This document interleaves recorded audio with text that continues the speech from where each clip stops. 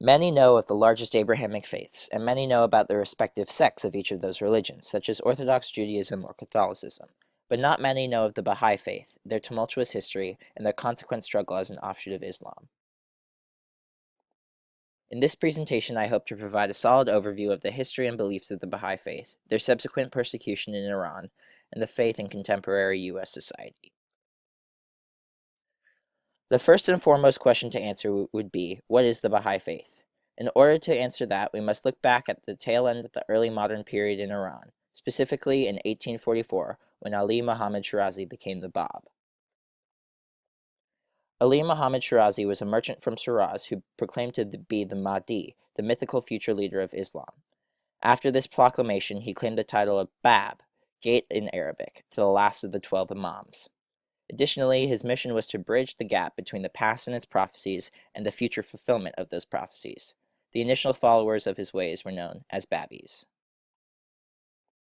As part of this mission, he wrote numerous scriptures proposing the establishment of new Sharia, religious law, and foretold the coming of a new prophet coming to educate humanity. This would be the Baha'u'llah, glory of God in Arabic. With his increasing number of followers, the Iranian government saw the Bab as a threat to their political power. As a way to get rid of him, they emphasized the affront to Islam that the Bab represents, and as an infidel, he was executed in 1850 for his crimes against Islam, along with 3,000 of his followers. Moving forward, after the Bab's execution, people began searching for his prophesied successor. Enter Miraz Hussein Ali Nuri, a devoted follower of the Bab. As a Babis, Miraz Hussein was imprisoned and exiled multiple times for his beliefs. He was an excellent leader among the Babis, being seen as kind and wise. Then, in the year 1863, he revealed himself to his supporters as a manifestation of God, the Baha'u'llah, foretold by the Bab.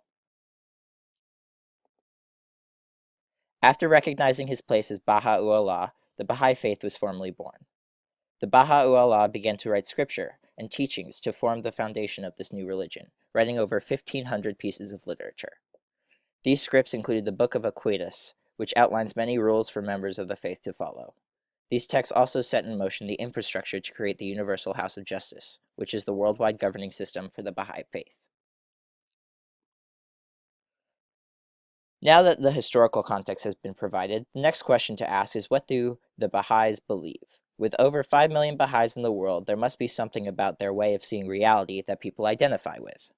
The following 5 slides contain information directly from the Bahá'í Faith official website and sum up the teachings of their religion beautifully. The Bahá'í Faith preaches many teachings that can be summed up in large statements on humanity and its relationship to God.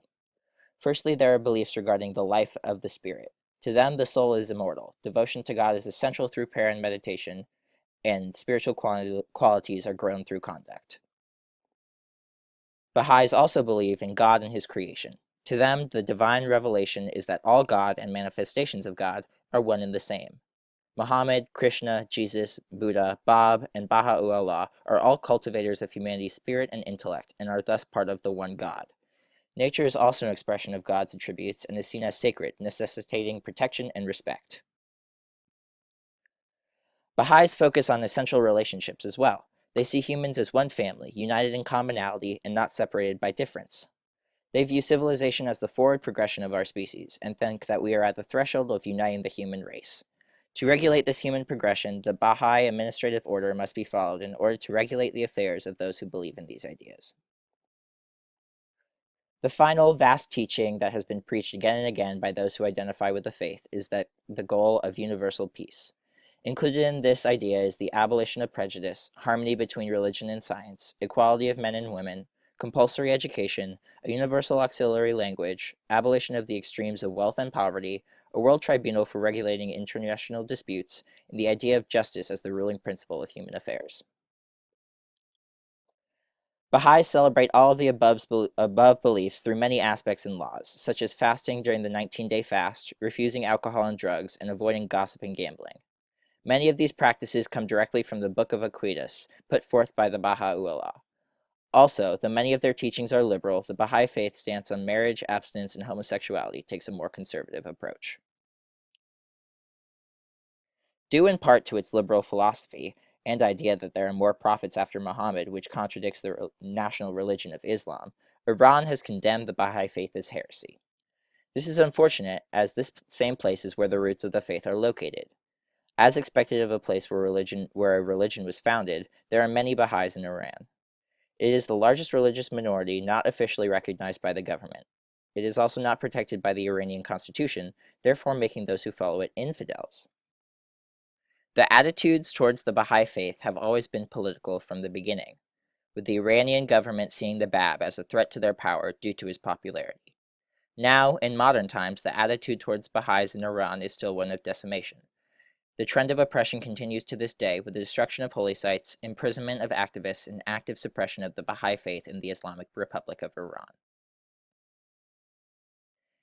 Getting an estimate on how many Baha'is there are in the U.S. is difficult, but the number of self-identified members range between 140,000 to 160,000.